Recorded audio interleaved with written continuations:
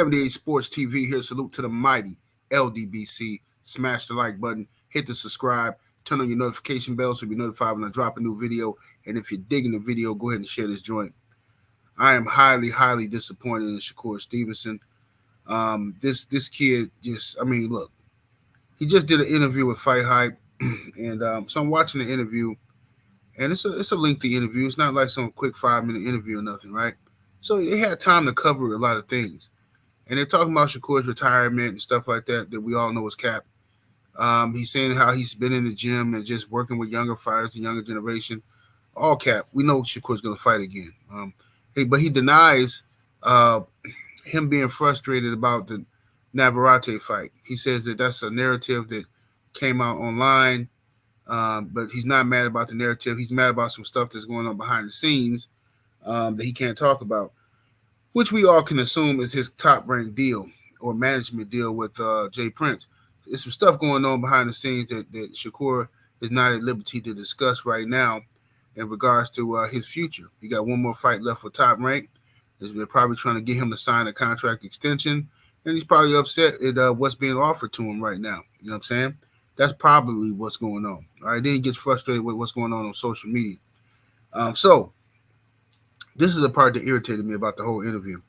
So after doing this interview conducted by Fight Hype, Shakur Stevenson talks about Lomachenko and Kambosos, right?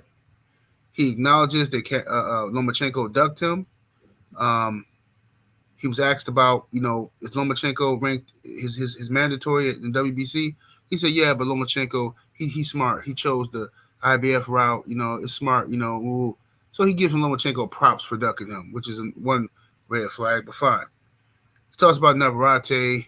He says he didn't expect to get the Navarrete fight next, right?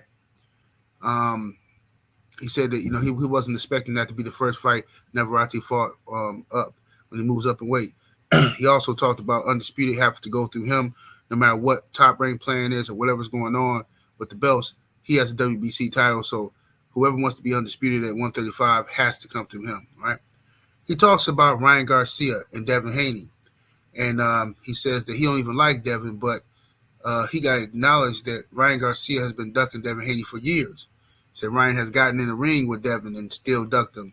He's been on the phone with Devin and ducked him. He called Devin out and still ducked him. He said that you can't trust Ryan Garcia. Basically, they're saying that Ryan and Devin are negotiating right now, but we all know Ryan gonna end up walking off and fighting some dude nobody ever heard of.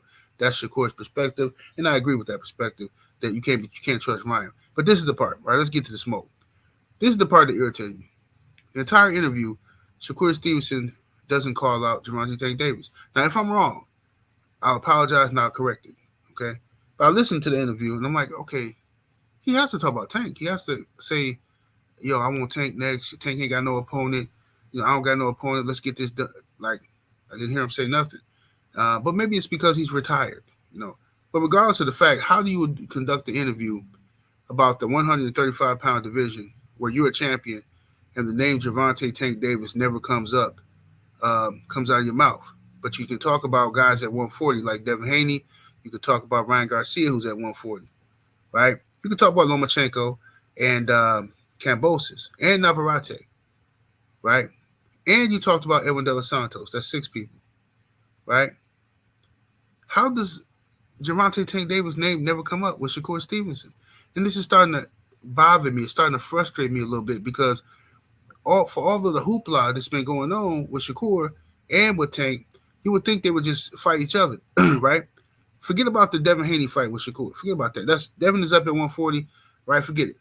Leonard LB told us to forget about Devin versus Tank because they're not in the same weight class. Fine. The guys who are in the same weight class, Gervonta Davis and Shakur Stevenson, can we talk about that fight? Or am I wrong now too?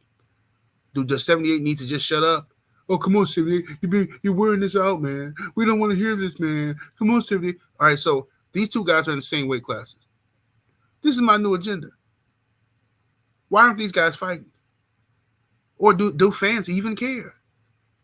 Are boxing fans even boxing fans anymore? Or are you just fans of one guy or the other?